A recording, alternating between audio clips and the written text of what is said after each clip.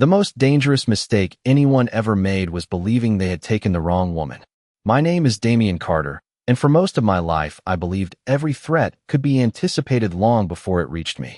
Years of building influence across New York had taught me to recognize patterns, question coincidences, and trust very few people. That instinct kept me alive. It also convinced me that control was something no one could ever take away from me. I was wrong. It began on an ordinary Tuesday before sunrise. Rain tapped softly against the windows of my office while Manhattan slowly awakened beneath a blanket of gray clouds. My calendar was filled with meetings, investment reports, and private discussions that would shape another quarter of business decisions.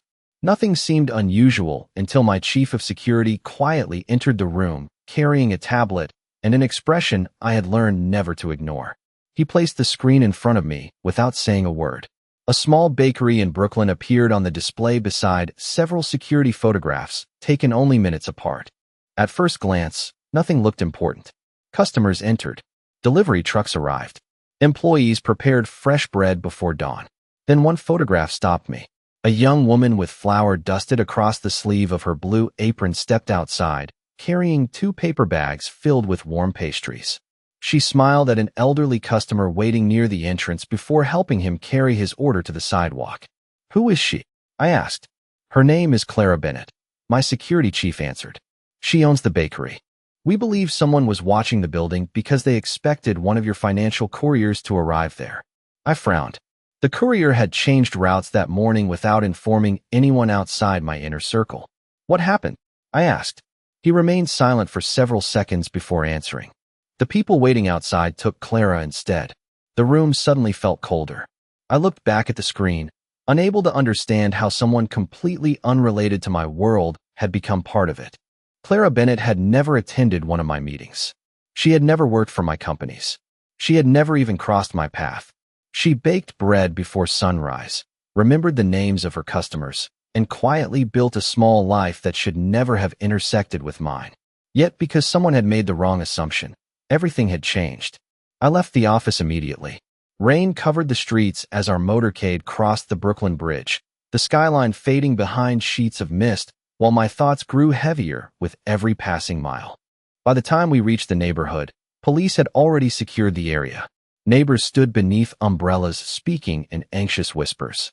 Inside the bakery, the comforting scent of cinnamon, fresh bread, and brewed coffee lingered in the air as though the morning had been interrupted in the middle of an ordinary day. Half-finished loaves rested on wooden tables. A handwritten recipe remained open beside a mixing bowl. A small sign near the register read, "Fresh bread makes every day a little brighter." I stared at those simple words longer than I should have. They belonged to someone whose greatest concern that morning had probably been making enough pastries for regular customers before school began. Instead, she had disappeared because of a mistake connected to my life. Standing alone inside that quiet bakery, surrounded by warmth that felt completely foreign to my world, I made a promise I had never expected to make. Whoever Clara Bennett was, I would bring her home. At that moment, I still believed I was the one preparing to save her. I had absolutely no idea that the woman everyone believed needed rescuing would soon become the only reason I survived what was coming next. By nightfall, the rain had finally stopped, but the silence inside Clara's bakery stayed with me far longer than the storm. I returned to one of my secure residences overlooking the East River, yet my thoughts never left the little shop filled with unfinished bread and handwritten recipes. My security team continued tracing every lead they could find, but every report ended with the same frustrating conclusion. Whoever had taken Clara realized their mistake too late, and instead of releasing her immediately, they had moved her somewhere unknown while trying to decide what to do next. That single decision transformed an accident into something far more dangerous. The following morning, one of my most trusted men entered my office carrying fresh intelligence. A remote farmhouse outside the city had been identified as a temporary location connected to the group responsible. We could not move recklessly. We needed certainty before acting because one careless mistake could place an innocent woman in even greater danger. Every hour felt heavier than the last. Late that afternoon, another message arrived from one of our discreet observers. Clara had been seen through a kitchen window preparing sandwiches and coffee for the very people who had brought her there. At first I assumed she had been forced. Then more details followed. She had asked whether anyone wanted fresh bread with the meal. She had thanked an older man for helping her find flour after noticing the kitchen pantry was nearly empty. She had even convinced two nervous young men to help clean the dining table before everyone sat down together. I looked at the report twice, convinced something had been misunderstood. People placed in frightening situations usually focused only on themselves. Clara seemed determined to care about everyone around her. Does she understand where she is? I quietly asked. My security chief nodded. According to our observer, she knows enough to realize the situation is serious. She simply refuses to let fear decide how she behaves. His answer stayed with me longer than any tactical discussion. That evening I studied security photographs taken from a distance. Through one rain-speckled window, I could barely make out Clara setting fresh rolls onto a wooden table while several tense faces quietly accepted the meal. Nobody appeared relaxed, yet something about the room looked different from what I expected. The atmosphere no longer reflected panic. It reflected an uneasy calm. I found myself wondering how one ordinary baker had managed to change the mood inside a house filled with strangers simply by doing what came naturally to her. The next morning, another update arrived. Clara had asked whether she could bake more bread because the smell reminded everyone of home. One of the men had reluctantly agreed after she promised not to leave the kitchen. My security chief looked at me with visible confusion. She is treating them like customers instead of enemies, he said. I slowly leaned back in my chair and looked toward the Manhattan skyline stretching beyond the windows. For years I had believed influence came from authority, reputation, and carefully earned loyalty. Clara possessed none of those things. Yet somehow, armed with nothing more than kindness and fresh bread, she had begun changing the atmosphere inside a place where fear should have ruled every conversation. I had never met her, yet I could already sense she viewed the world through an entirely different lens than I did. As evening settled over the city, I quietly prepared the final plans to bring her home, still believing I understood exactly who needed saving. What I did not know was that Clara Bennett had already begun changing lives long before anyone came to rescue her, including the life of the man she had never even met. The following afternoon, the sky above Manhattan cleared for the first time in days. Yet I felt no relief watching sunlight spill across the river outside my office. Every new intelligence report brought another small piece of Clara Bennett's story, and somehow every detail made less sense than the one before it. She had every reason to hate the people responsible for taking her away from her ordinary life. Instead, she continued treating them with the same quiet kindness she apparently offered every customer who stepped inside her bakery. My security chief placed another folder on my desk before taking a seat across from me. "There is something you should hear," he said.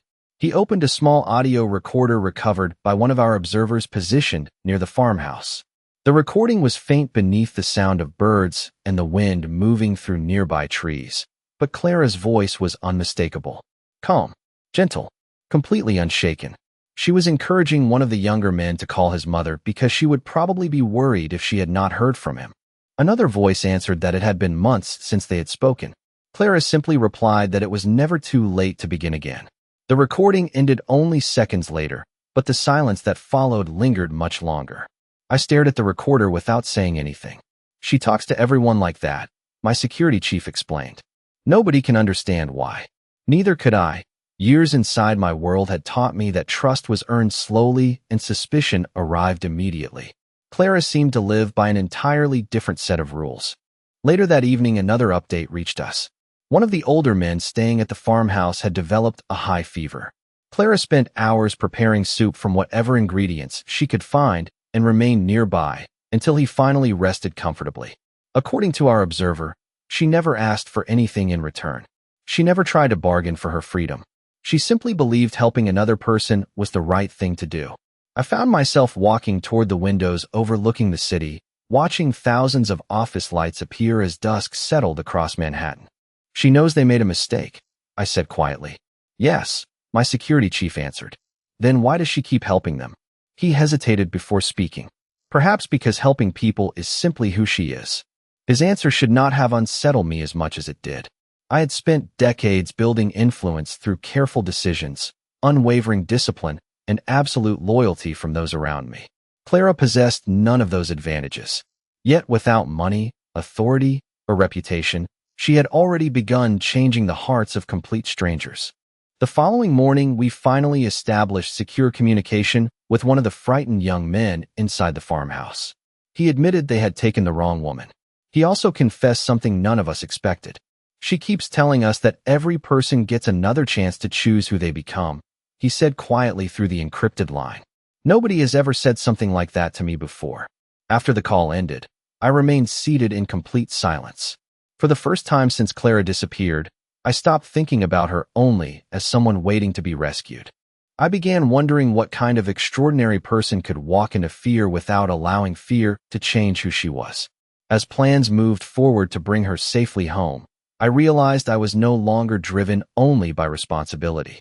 I wanted to meet the woman whose courage came wrapped in ordinary kindness, because somehow a baker I had never spoken to was already challenging everything I believed about strength, and I could not shake the feeling that our first conversation would change far more than either of us expected.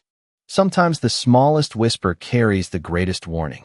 2 days after establishing contact with the frightened young man inside the farmhouse, my security team finally confirmed something none of us had anticipated. The mistaken abduction had never been the real objective. It had simply created enough confusion to hide a far more dangerous plan unfolding beyond our attention. We had been so focused on bringing Clara home that someone else had quietly begun arranging the next move. Late that evening, one of our discreet observers transmitted an urgent update from the farmhouse. Clara had accidentally overheard part of a conversation while bringing fresh bread into the kitchen.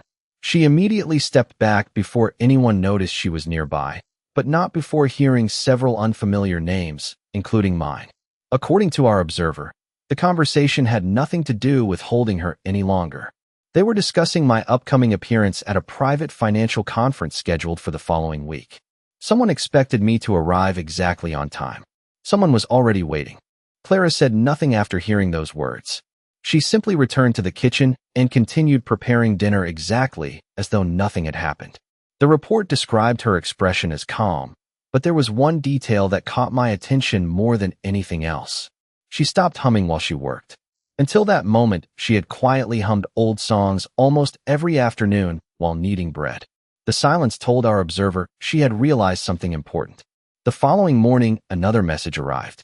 Clara spent nearly an hour speaking privately with the same young man who had secretly contacted us.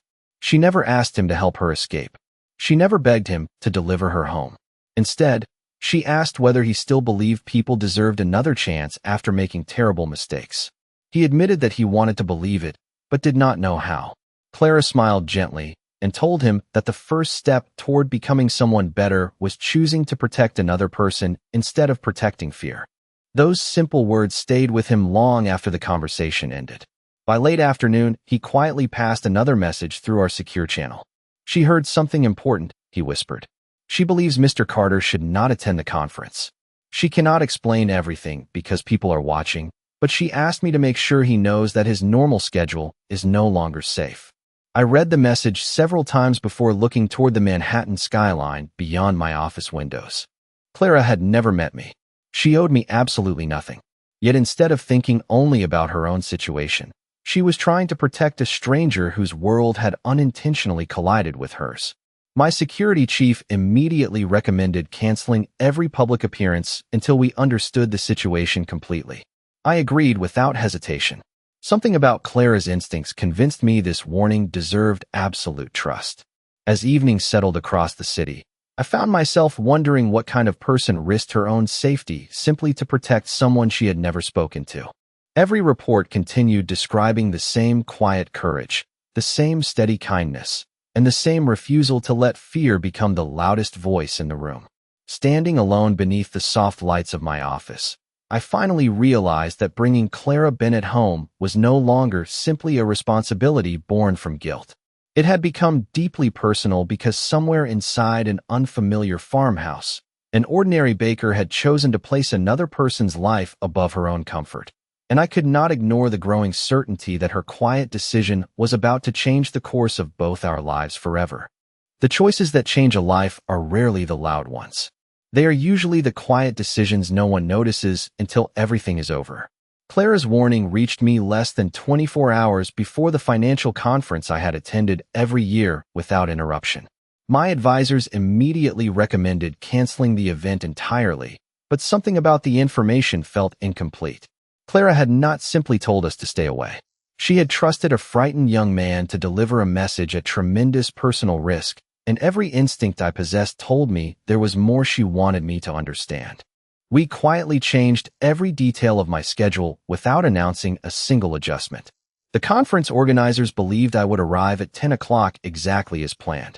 Instead, I remained inside one of our secure offices several miles away while trusted associates observed every movement surrounding the venue. The morning unfolded with unusual calm.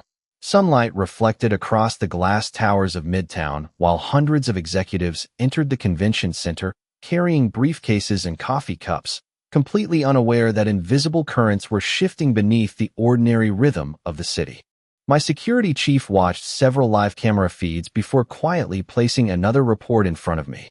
"The people connected to the farmhouse have changed their communication patterns," he said. "Someone is waiting for confirmation that you arrived." I looked at the clock. 10 o'clock came and went. No confirmation was ever sent. Minutes later, another encrypted message reached us through the same young man Clara had encouraged days earlier. "She knew they were watching your routine," he whispered. "She said if you changed your habits, they would realize their plan had failed." I slowly leaned back in my chair, absorbing the weight of those words. Clara had pieced everything together without formal training, without access to intelligence reports, and without knowing me personally. She had simply listened carefully, trusted her instincts, and chosen to act when remaining silent would have been easier. By early afternoon, additional information confirmed what we had narrowly avoided. The conference itself had merely been the center of a larger operation designed around my predictable schedule. Because I never appeared, every carefully arranged step quietly unraveled before it could accomplish its purpose. No headlines reported the story. No dramatic announcement filled the evening news. The city simply continued moving forward as though nothing unusual had happened. Yet I knew my future had changed because one ordinary woman refused to ignore what she had heard. That realization settled heavily inside me. For years I believed loyalty belonged only to people who shared my world. Clara proved that genuine courage belonged to anyone willing to choose another person's well-being over their own comfort. Later that evening, I returned to her bakery for the first time since she disappeared.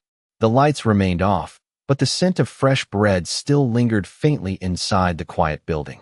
I noticed framed photographs hanging behind the counter, showing neighborhood children decorating cookies during holiday events, elderly customers celebrating birthdays, and Clara smiling beside volunteers collecting bread for local shelters. Every picture told the same story. She had spent years quietly protecting hope in small ways that most people never stopped long enough to appreciate. Standing alone inside that peaceful bakery, I finally understood that Clara Bennett had already saved countless lives before she ever influenced mine.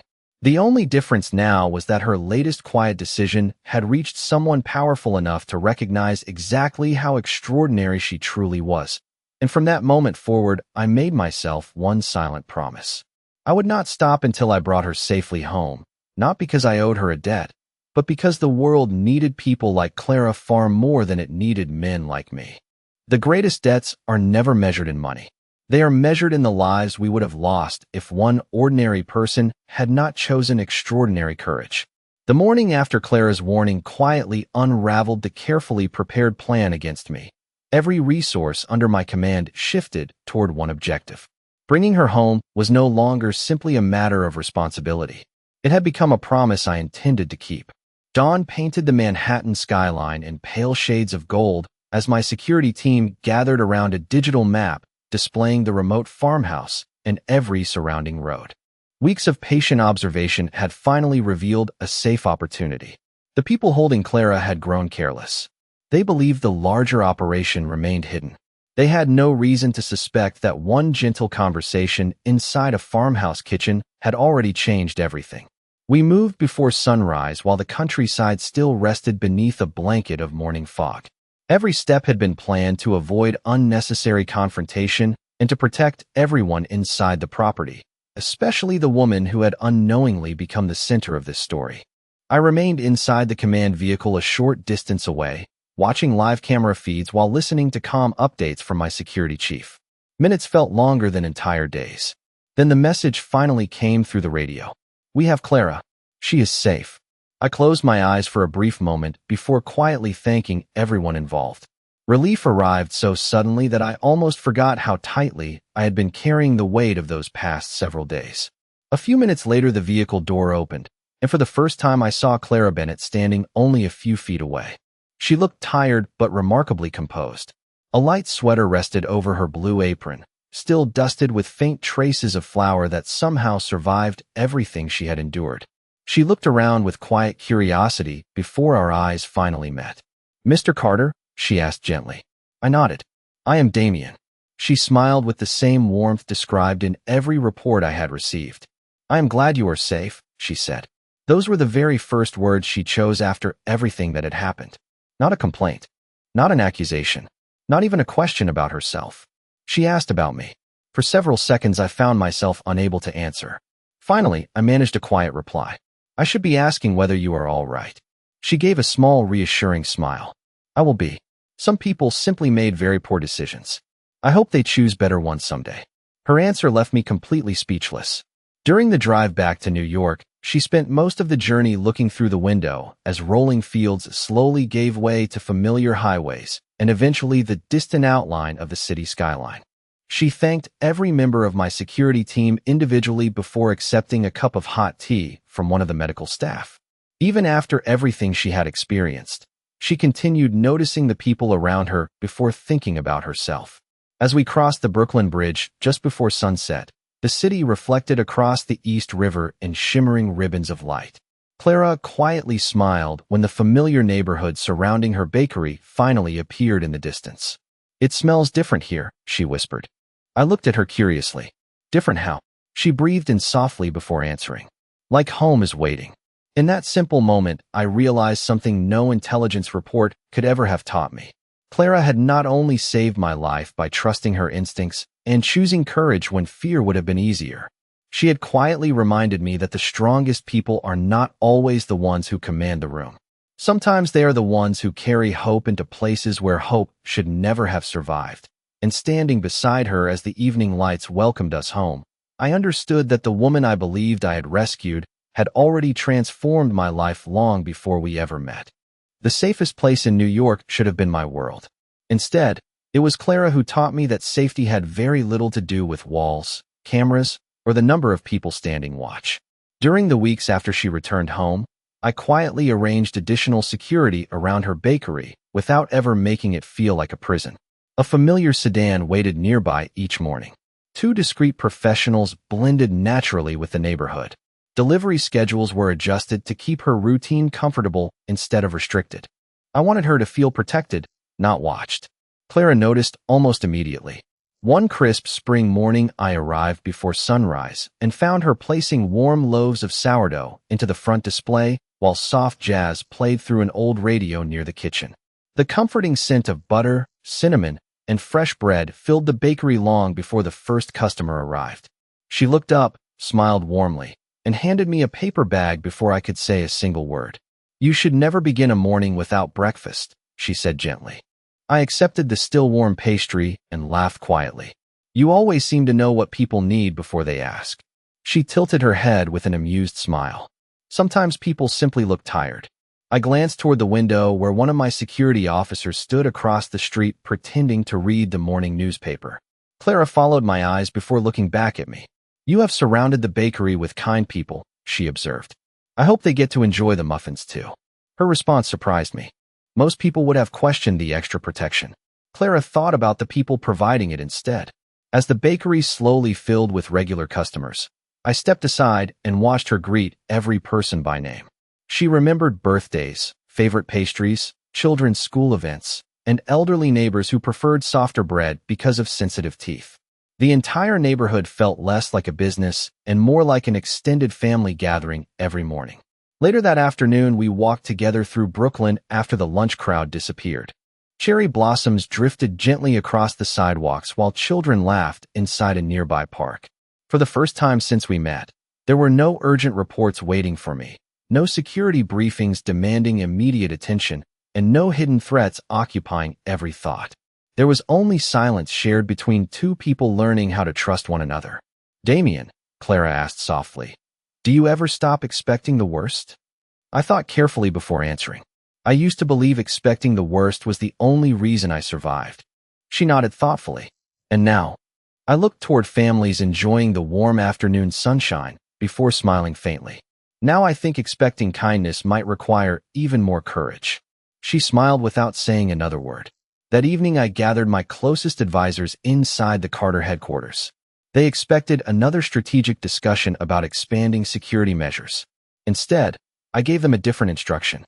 "From this day forward," I said calmly, "Clara Bennett will always be treated with the same respect every member of this family offers one another. Every door that opens for me will remain open for her. Every room where my name is welcomed will welcome hers as well." Nobody questioned the decision. Nobody hesitated. They simply nodded because they understood that some promises are not created by contracts.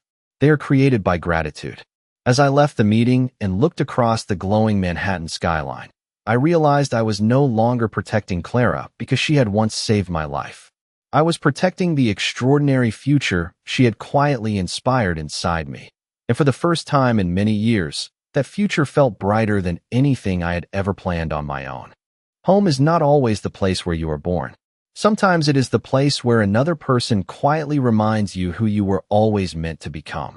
Summer arrived in New York carrying the warm scent of blooming flowers through Brooklyn streets, while morning sunlight poured across the windows of Clara's bakery before most of the city had finished waking. Life slowly settled into a peaceful rhythm neither of us had expected when our paths first crossed. Every morning, I arrived a few minutes before opening, not because anyone asked me to, but because watching Clara prepare fresh bread somehow became the calmest part of my day. She greeted every customer with the same genuine smile, whether they purchased a single roll or enough pastries for an entire neighborhood gathering. Children pressed their hands against the display case while deciding between cinnamon rolls and chocolate croissants. Elderly couples shared coffee near the front window. Office workers hurried inside before catching the subway. The bakery had become something far greater than a business. It had become a place where people remembered one another. One quiet Tuesday morning, Clara handed a warm loaf of sourdough to a young nurse wearing faded blue scrubs. "This one is for your father," she said gently. The nurse looked surprised. "How did you remember he finally came home from the hospital?" Clara smiled softly. "Because last week you said you hoped he would be eating fresh bread again soon." The young woman thanked her with tears quietly gathering in her eyes before leaving the bakery. I watched the entire exchange without saying a word. Later, after the morning crowd disappeared, I finally asked the question that had been sitting in my mind for weeks. "How do you remember so many lives at once?" Clara brushed a little flour from the counter before answering. "People remember how someone makes them feel long after they forget ordinary conversations. I simply try to leave everyone a little lighter than I found them." Her answer followed me throughout the day. That afternoon, I canceled 2 unnecessary meetings and visited one of the scholarship programs our foundations had begun supporting together. Students filled bright classrooms with laughter while teachers proudly displayed science projects, paintings, and essays covering every wall. Several children immediately recognized Clara from the bakery because she regularly donated bread for their weekend family meals without ever asking anyone to mention her name. One little girl ran toward her carrying a drawing of a tiny bakery beside a large city skyline. "I made this for you," she said proudly. Clara knelt beside her and accepted the picture as though it were the most valuable gift she had ever received. Watching that simple moment, I understood something no business achievement had ever taught me. Influence did not begin when people feared your name.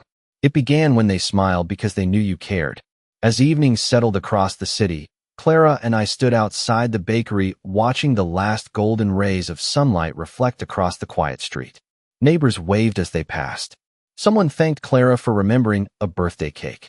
Another family stopped just long enough to introduce their newborn daughter.